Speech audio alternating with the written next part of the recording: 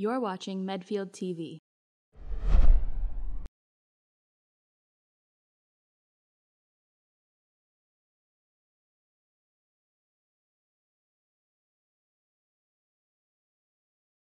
Hi, I'm Lucille Fisher, and I am a member of the Medfield State Hospital Master Planning Committee, actually a resource member.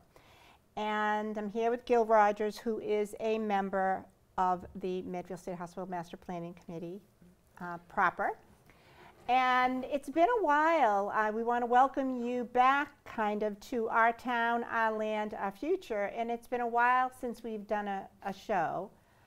Today we are doing this show because there is a very important special town meeting scheduled for November 18th about rezoning the former Medfield State Hospital property.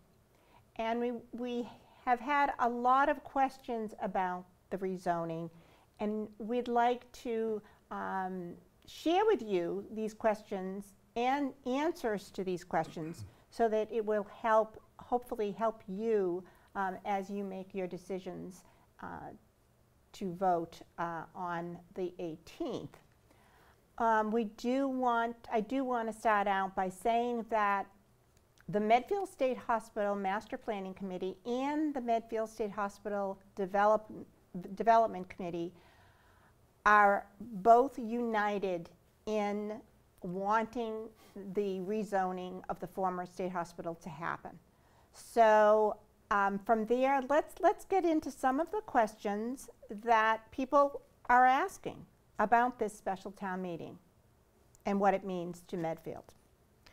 So Gil, tell me, let's talk a little bit about, why do we even need to rezone the former state hospital land? Okay. Very, very basic question. And the reason is that, of course, it's zoned now. There's zoning on the hospital properties now. And it's a code called Business Industrial, or BI, right. The main campuses. Parts of the land is also zoned agriculture. But the key thing that we're going to talk about is the main campus and not the Sledding Hill or areas around it.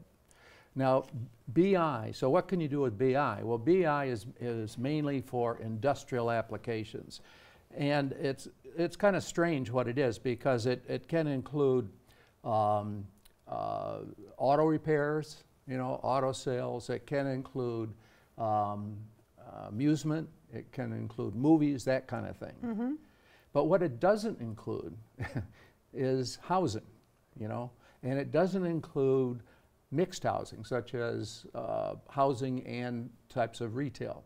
Right. So if you try to apply it to what we have visualized as our master plan, it just wouldn't work. Right. So that what you need to do to move ahead with this is you need to change from that BI categorization to a district zoning amendment, which will be a comprehensive amendment that would cover the types of uses that we, look for at the hospital. Right. So basically, it's just way too limited right now. Yes. The business industrial and the agricultural zoning is very limiting. Yes. There's not much you can do up there. Yeah. Yeah. So how does the zoning amendment relate to the Medfield State Hospital Master Plan that took 4 years to develop? It was a lot of fun. Yeah. It was a lot of work. There's a lot of work and a lot of dedication went into it. But how do they relate? Okay, that's a really good question, because it's often confused. Mm-hmm. And because we've spent so much time on the plan that we don't think about what the importances are of the zoning amendment that we're passing. Now they're related, of course, mm-hmm. But the key thing is that a zoning amendment or a zoning plan like this is only giving, I kind of think of it as like the scaffolding or the structure. Right. It's not giving our vision. It's not giving our detailed prescription of whether a building is going to be used for residential or multifamily or commercial. All it's doing is the zoning amendment is just setting up kind of a structure so that developers, when they start to look at it, know kind of what they can do and what they can't do, but not in any detailed sense. So one of the things that's very important in thinking about the zoning amendment is its flexibility. Right. So it's really very wide open. So as you think about voting on this, you're not really voting on the plan itself. No. Okay? Really what you're doing is voting on getting this structure, this concept with a lot of flexibility in it, out to the real world, out to the marketplace. And only then do you really know how viable it is. Even though we've done lots of studies and research and stuff, you don't really know if it's going to fly until you get it out there.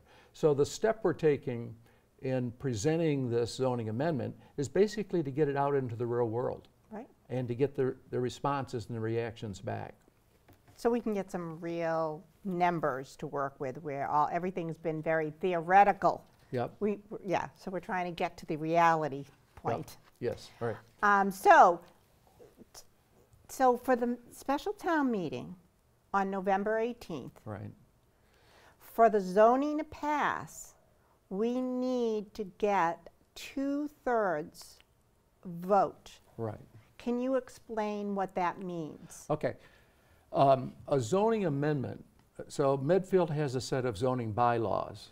Okay, so what this is proposing is a new section, right? It's a new part of those zoning bylaws. And when you are making a change into the zoning bylaws for the town, it requires a 2/3 vote of the people that are in attendance at that special town meeting in this case. Now, so what the sequence would be is at the meeting, people, we're going to give a presentation, kind of a summary, so that everybody is on sort of the same starting point. And then there'll be ample opportunity for people to give comments, to question things, to have alternative views of it. So there'll be that type of opportunity. But then at some point, the moderator is going to say, okay, this is the end of the discussion period. Now we're asking for a vote for the approval of this zoning amendment. And it can happen different ways. I mean, you can just say it orally, you know, all in favor say aye, and all in favor say nay, you know, and often it's going to be dominant, right? It doesn't take much more than that. But on the other hand, 2/3 is, you know, it's a significant percentage. And he may say, well, I'm not sure, so you could do it by hand. So all in favor of it, you know, raise their hands. But it may go further than that too. You know, you could actually have, if it's still unclear, you know, people could stand up. You'd say all in favor of it, stand up if they like it, and then second, if you're against it, stand up. You know, it's that kind of thing. So, I mean, this is such an important thing. You want to have clarity in it, right? But then at the end, there's sort of a count, either sort of a visual count, or it could even be a paper count. That sometimes happens. All right, then once that's done, okay, and you get some sort of conclusion to that, that's the decision. So there's not another step. Like one question that people have asked me is, well, then is it going to be like the elections, right? Do you then, you know, go to the ballot, ballot process and put it in? On it. And that's not required. And it's not required because it's not making a financial commitment. You know, so you're not making and you're not electing an official. So yeah, we're not at that stage. Right. Yeah. So it's important because that's part of the rules about how you change zoning in the town. And then the 2/3 is the rule of when you're making a zoning change, it takes that percent to be approved. Right, and I think as much as people, if we can encourage people to learn as much as possible before coming into special town meeting.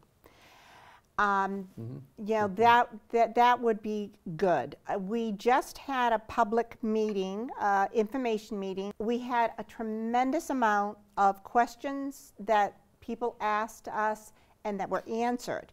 So though the whole evening was filmed by Medfield TV, and it's on, you know, it's on their website and it's on the YouTube channel. So we really encourage people to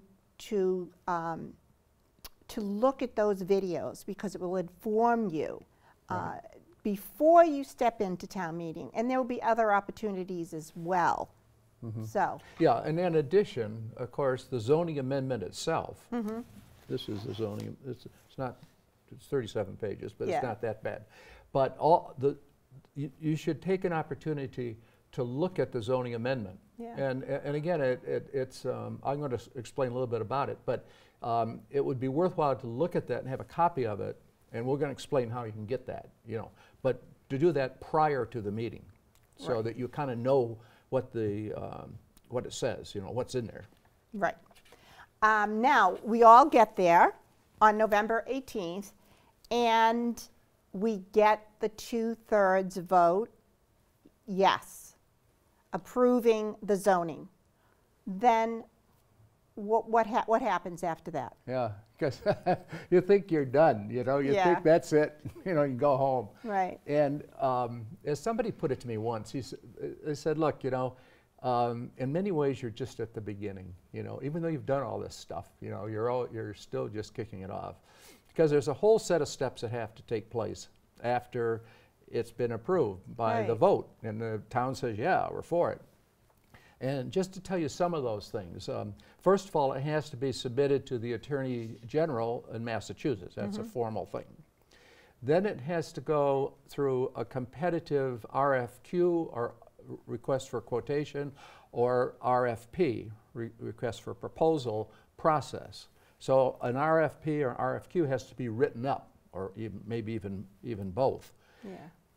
Then, and that's not a trivial step, because in addition to actually writing it, right, there is a whole set of reviews of the RFP itself. And I want to mention that because we have a memorandum of agreement that we signed back in 2014, something like that. And it was among the town of Medfield, so the signatures were from the town of Medfield, DCAM, which is the agency, the state agency that we actually bought the property from, the Massachusetts Historical Commission, and separately the Medfield Historic Commission. So we have both state and local that it has to go through. And all of those agencies or organizations have a review process, so they can look at it and, you know, and make suggestions. They can sit into the meetings. If there's a bidders conference, which there often is, they can participate in that. So it's very open, and I'm emphasizing that because you, as people that are in the town, right, that want to see this thing successful, have a chance to interact at those points and see it. Then the Board of Selectmen and you mentioned the Development Committee, they also have the opportunity to review the RFP. Now, eventually the RFP goes out and we get responses. And I think time-wise we're thinking of, and this is just a guess, but maybe the RFP around spring or something like that of next year, if everything goes well. Then we get all these back, right? We get, hopefully, you know, some very good responses from companies that are highly respected, have experience in this area, that kind of thing. But then there's an analysis and review of those bids or of those proposals to see, you know, kind of weighting them and looking at the pros and cons and what features we like about the companies, suggestions that they've made, you know, for, I don't know, phasing or different aspects to it. And all of that then hopefully leads up to a selection of one or more companies, right, to do it. But that's not the end of the story either, because there's a disposition process that's required. Disposition means the actual actions that are taken to in some way transfer property. It's kind of like your, you know, when you're buying a home and you have an opportunity before you actually buy or sell the home to review it. Right. The disposition process, and it's interesting because that also requires another 2/3 vote. Yeah. So, you know, the town will have that chance to go out again, even after we've gotten down that far in the list, and say, no, we don't like any of these things, or we like this one better than that one, right? So the town has that another very formal 2/3 vote later on it. Then it goes through the actual disposition process, and then there's a number of steps for permitting before anything actually happens. So you can see that if it's successful, it's sort of the beginning in a way, and there's a number of steps that follow that, important steps, because it means the town and, you know, us as voters can have an input in it all through that process. And I think that is so important. There is a you know, long process to come, but the zoning allows things to get moving. Right. You know, people always ask us, they see us on the streets, what's happening with Medfield State Hospital, the former Medfield State Hospital land? Right. Well, 5 years have gone into studying it. Right. And now we're at a point to take the first of many actions. Right. This is just the first action. Exactly. So what happens if people vote no and we don't get the 2/3 vote? What happens then? That question is asked a lot too. Yeah. You know, I hear that quite a bit when I'm talking to people about it. And I think it's very troubling, okay, because it's not easy to answer that question.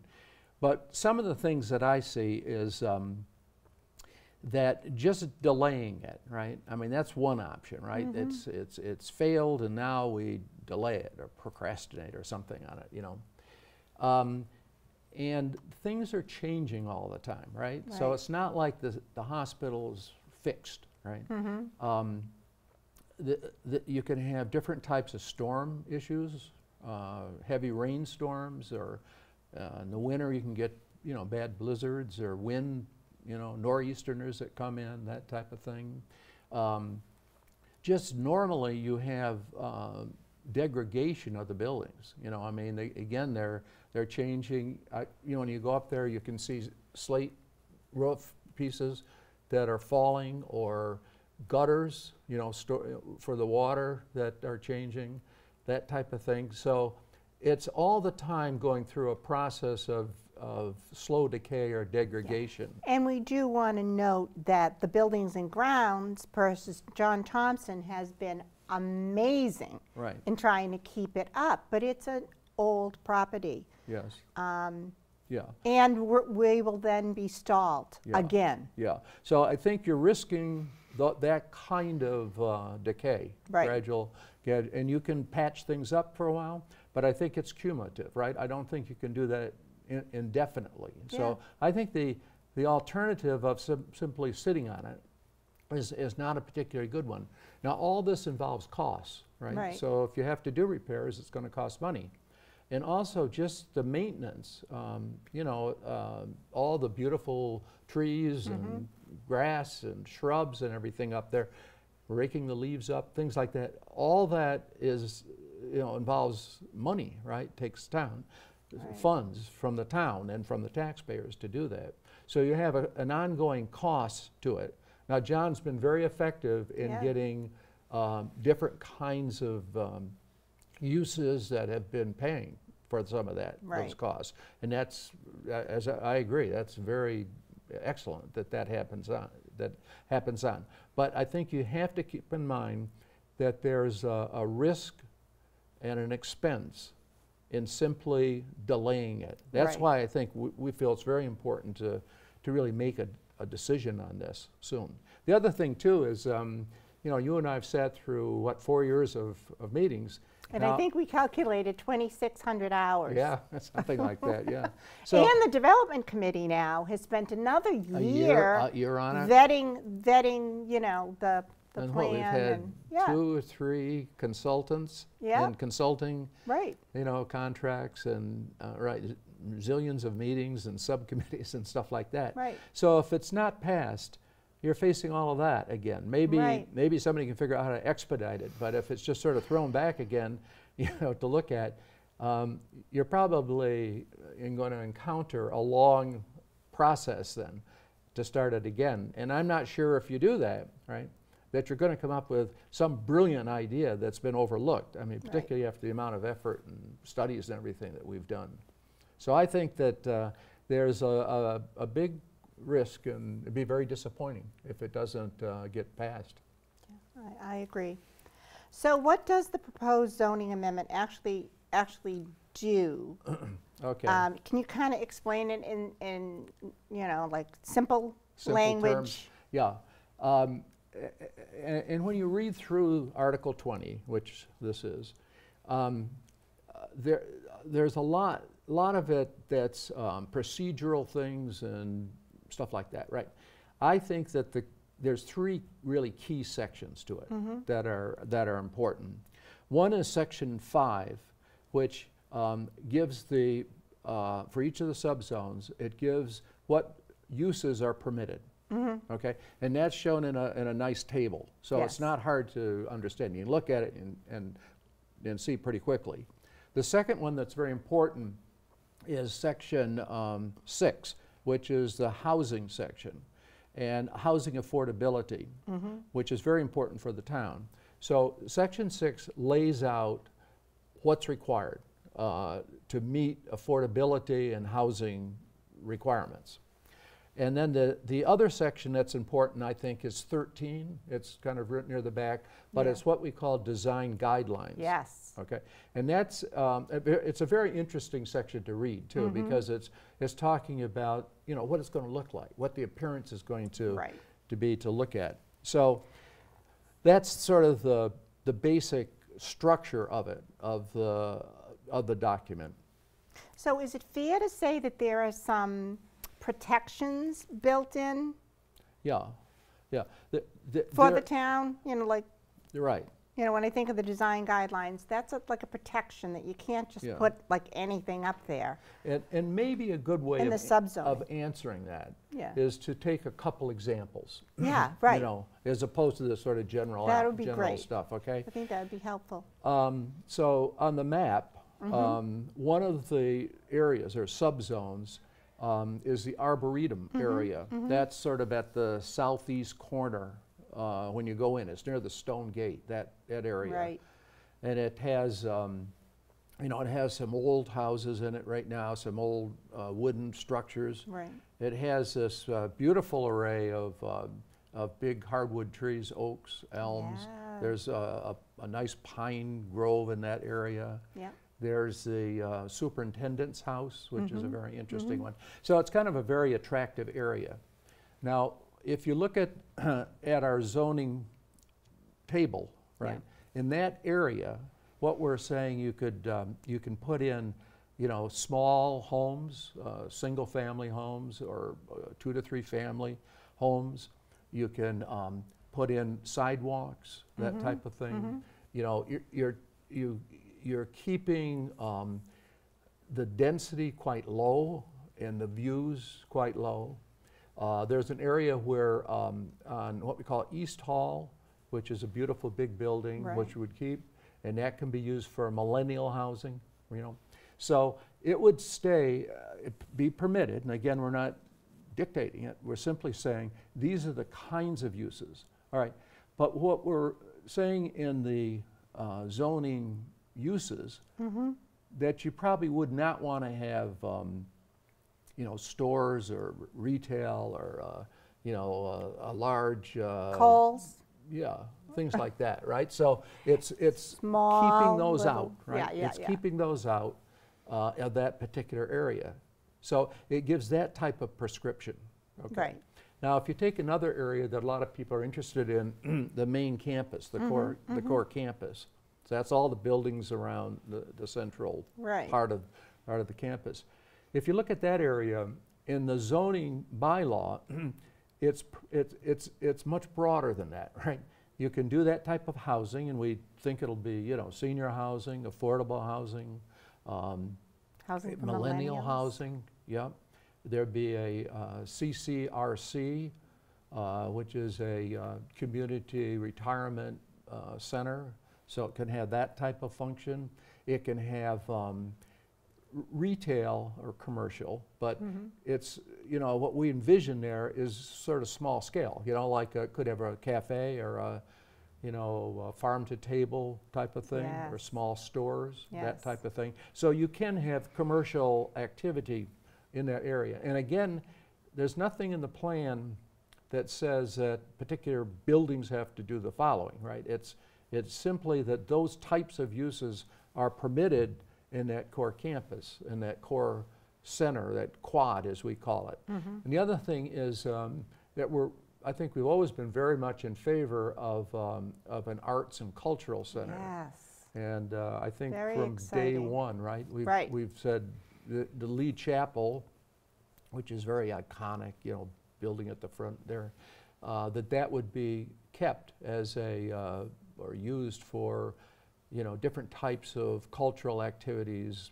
musical events, dance, arts, performing arts maybe, and the idea of using some of the buildings around it for that purpose. So the zoning bylaw on the particular table, all it's doing is saying, okay, these types of uses are what can be in there. But what the zoning bylaw is saying too is that we don't want to see a high-rise apartment Right. house, you know, a 10-story condo or something in the middle of the campus. So Correct. it's your question about what is it preventing, Right. is trying to prevent things that we've heard a great deal from the community Yes. through all these surveys and open houses and, you know, emails and Facebook announcing our Right. news blasts and all that. We've heard the feedback just repetitively, okay, that we don't want to see something like that in the core area. Similarly, I picked out those two areas, but it has those types of you know, protections for other areas. Maybe one other just to mention is the green lawn, the great Yes, lawn in the yes, front, you know, yes. which is now just this beautiful green big field that we use for lots of, you know, like the antique car show and different, we think that it could be used for amphitheater maybe Right, at some point, right, you know, that right. kind of thing. So we want to keep it like that. We don't want to have Right.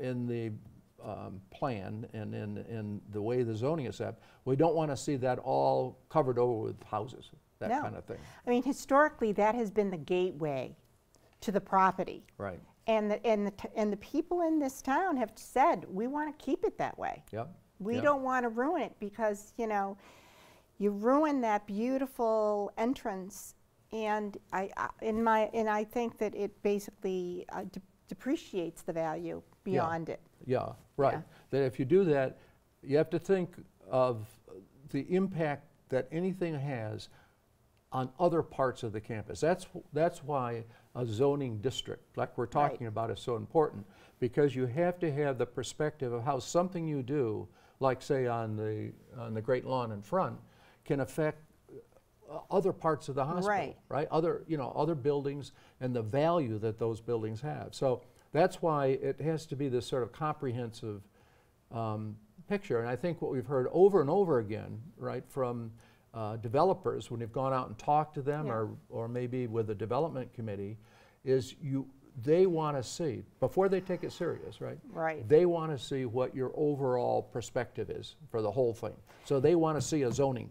Yes, because also that zoning, and by approving the zoning, it tells the developer that Medfield is serious. And they're not going to put, you know, it's going to cost a lot of money for them to respond to an RFP or RFQ. And if they don't feel that we're you know, behind it, then They're not going to take it seriously. And we want to attract the very best developers who are going to work with us, who aren't going to come in and say, hey, this is what we want to do, and kind of take over. They're going to work with us for the best outcome for Medfield. Yeah. So that's another downside, you know, if it fails, right?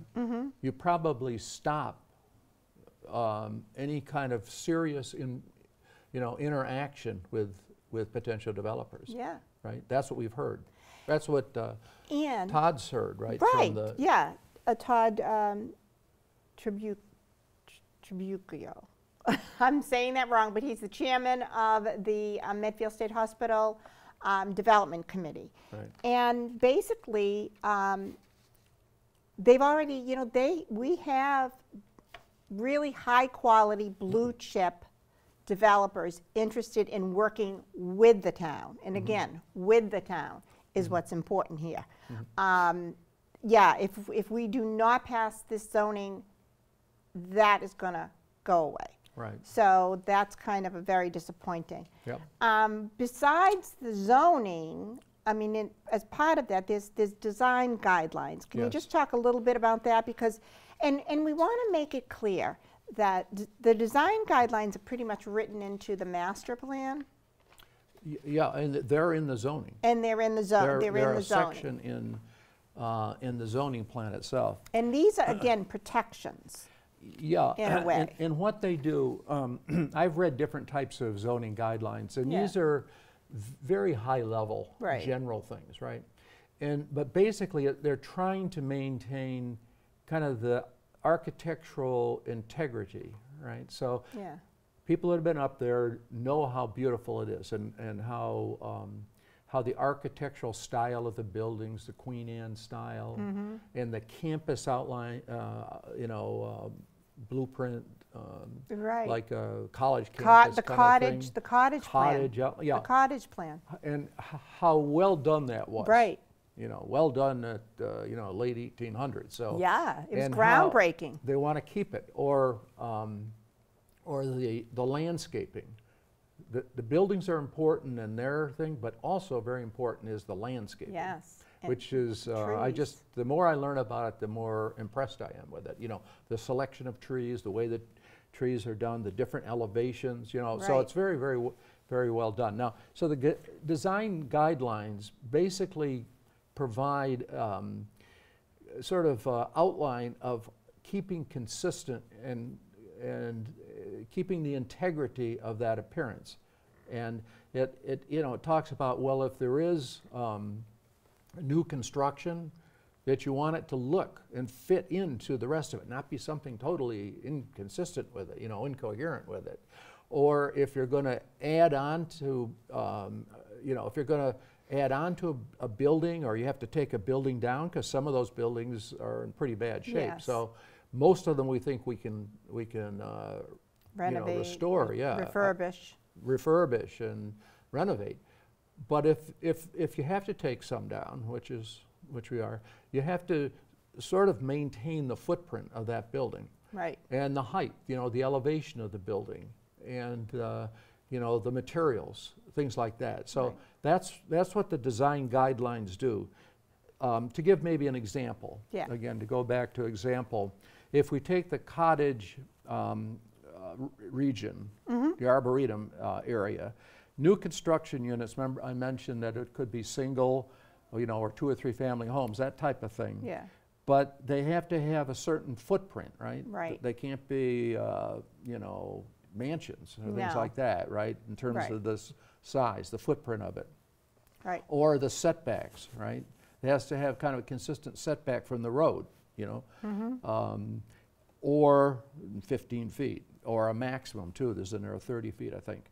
And also the height, you're not going to stick things in there that are 5 stories high or something like that. Right. That just don't fit in, right? So that's an example of kind of how you would you do it. Again, it's pretty flexible. So if you read through it, and I encourage people to look through it, because it's an interesting section to read through, because it talks a lot about the architecture of the existing buildings and the porches and things like that. You can incidentally, at one point I remember in some of our discussions, some of the porches have been taken down. They had porches, Right. when it was a hospital, but that's considered part of the footprint. So you can use a developer could use that space, maybe not as a porch, but as something else, Right. So that's the design guidelines. And again, it's not long, it's 4 or 5 pages long. And there's a table in it too that says, what these design guidelines are for each of those subzones. Right, so again, it's like a protection so that a developer can't come up there and do something Medfield doesn't want Yes, at all. right. So that's when you're voting yes, you're voting for these protections. Yes. So because the buildings and grounds are on the historic register, correct? Right. Yeah. Yes, right. And yeah. that has an impact. Oh yeah, because that's a big, that's a very important deal. When I first started working on this, I talked to Tony Cato. Yes, right? Kalo. Yeah, he just passed away. And I asked him that question. I was just getting started Yeah. on this, 4 or 5 years ago.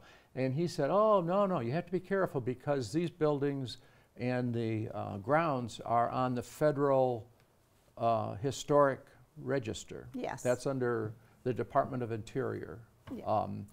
And because of that, you can't simply demolish them. Right. They're a historic registered building. And then I'd mentioned some of these other conditions too. But one that I should point out too that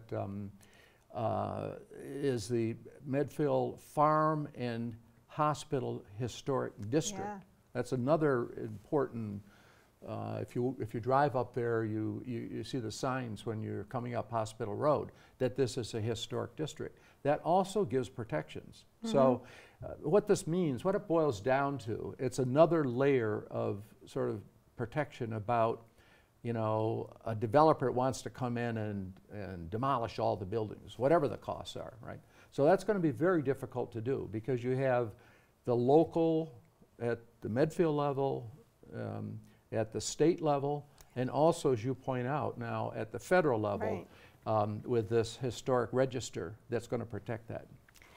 Now, there has been some misconception that if we pass the zoning, it's going to allow just one developer to come in and take over the whole property. Yeah. Is that no, true? That's not true at all. There's nothing. There's nothing in this that says that it has to be a single developer or a master developer. There's nothing in there about that at all. Right. And you could have 2, you could have 3, you could have more, right? And often, as I've gone out and looked at other similar hospitals, they've used multiple developers. Right. And in something like this, it's so big, right. And it's such a large piece of land up there. It was 127 or something like acres. That. Yeah. That it's unlikely. I'm sure there are companies that probably could do it, but it's unlikely that only one developer would take this on. Right. Right. So but that story is a myth, right? It doesn't. Right. We don't say anything about that at all. Right. And by passing the zoning, the town is going to have multiple opportunities to review future plans with what's going to happen with the state hospital. There's going to be multiple decision points. Right. So it's not like, there's no, turning back or, that. Right. And the zoning for the selectmen and the planning board and board of appeals and, people involved, Conservation Commission, this provides a framework for that, right? So they should look at, assuming it's passed, right? Yeah. They should look at this and say, okay, this is what we intended. And that's our guideline. And not stray away from it, right? It gives them kind of a structure that they can refer to all the time. Right. Now, so we passed, let's say we pass it. When do you think development would actually get started, and how long do you think the development process would be? Well, people ask us that all the time. Yeah, right. So we have the vote coming up, and assuming it's passed, then probably it'll take a few months, in order to prepare this RFP or RFQ, say in the spring, most likely, because we're getting into the holiday season. One possibility that can happen is that when we get the responses back from developers, that some say, well, you know, we would be interested in getting started, right? That, you know, like a core area to get started could be around the Lee Chapel and the, you know, that cultural center, okay? Or another could be this, I keep referring to the Arboretum area, right? So it's possible that what gets through this process is to start with some early phases, anchor phases as we call them. You know, it's like in a shopping center, you know, where you have an anchor store that comes in. Right. So maybe ideally that gets through maybe next year, so 2020. So optimistically, probably, you know, you could get started. But I think more realistically, maybe, it would be the following year, like 2021. Right. You know, assuming that everything's running smoothly and you know, everybody's optimistic about it and wants to keep moving on it and stuff. So probably then. I've, in talking with people at other hospitals, maybe a good example is Northampton, probably, which I've been up to there 2 or 3 times and have met with them. They've been at it, I think now almost 15 years. Yep. You know, something like that. They're not done. A lot of it's done. Right. But not all of it's done. So that's still going on. An interesting one to visit is Foxborough. It's very close to us, you know. And that's not completed yet either. I mean, you know, the buildings, most of the buildings have been renovated. New housing areas have been built. The grounds, there's an athletic field, you know. A lot of it's done. But I think it was just last year where they worked on one of the old towers, one of the old power plant towers, and took them down. So that's not completed. So the perspective has to be long term. Right. You know, it's not going to be quick, and it's going to take phases, and it's going to be multiple years. So I think you're looking at easily a 10 to 15 year time horizon. Yeah. Yeah, but at least we get going, and maybe we'll have an opportunity if we want to downsize and move up there. We'll have a chance to get there. And it's feasible. You know, I mean, the other thing people say, oh, well, if you only have it 2/3 done, you know, is that going to be a problem with people not like it? And our experience has been, our experience of other hospitals, I should say, is no, that's fine, you know. I mean, Foxborough, if you go down to Foxborough, all of their buildings, which are very similar to ours, you know, are fully occupied, you know, so they're occupancies, and they have a lot of retail, and that's, you know, sold out all the time. So you can have it, and it's not the end of the world if it's not totally completed at some point. People will live with it. Yeah, it's a process. Yeah. Okay, so you've talked often about the zoning amendment. How can people get a copy of it? Okay. Well, the zoning amendment, all of the stuff is online, first of all. Everything we've done. This is the plan itself, big, thick document, and this is the zoning amendment. And we show on a slide here kind of exactly how to do it, but there's a bunch of ways. One is it's online, so probably the easiest way is to go to your computer and download it. So the Town of Medfield. It's on the Town of Medfield website. .net, I believe that it's .net. Townofmedfield.net, and then they have a state hospital tab. Actually, right when you go to it, there's a state hospital tab. Yeah, you can punch so you click on that, and it should be there. Everything we've done is there. But particularly for this vote, the zoning amendment is there, which you should really look at, right? Now, if you don't want to do that, if you want to just get a copy of it, right? Sarah's made copies, and they're available. Sarah Raposa, town planner. the town planner in her office on the 2nd floor of the town hall. So you get copies there. There's also copies in the library.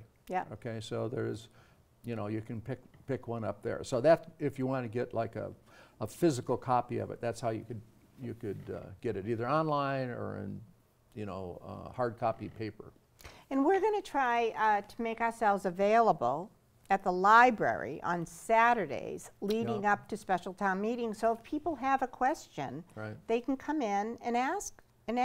Right. So, and there'll be lots of articles written.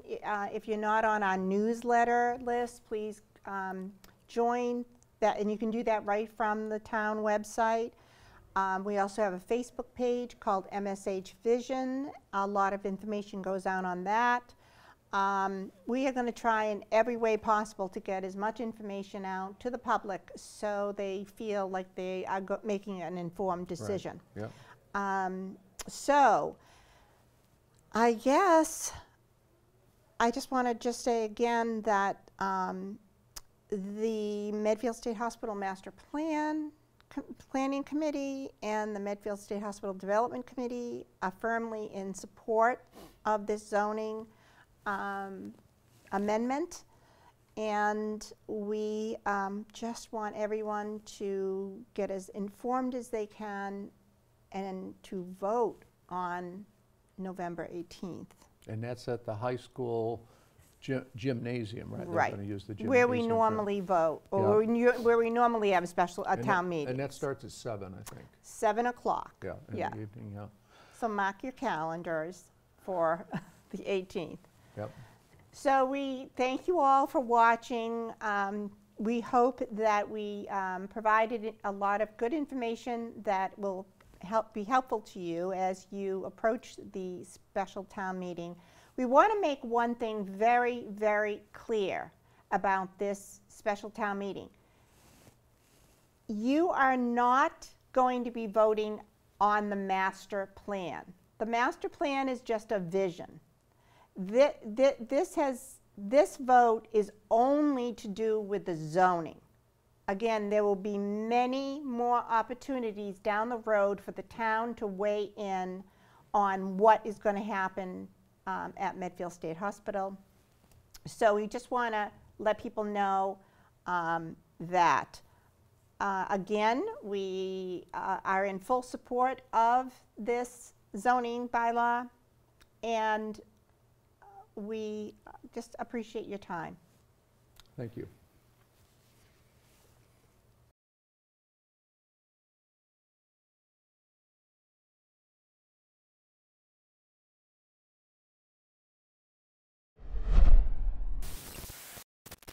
You're watching Medfield TV.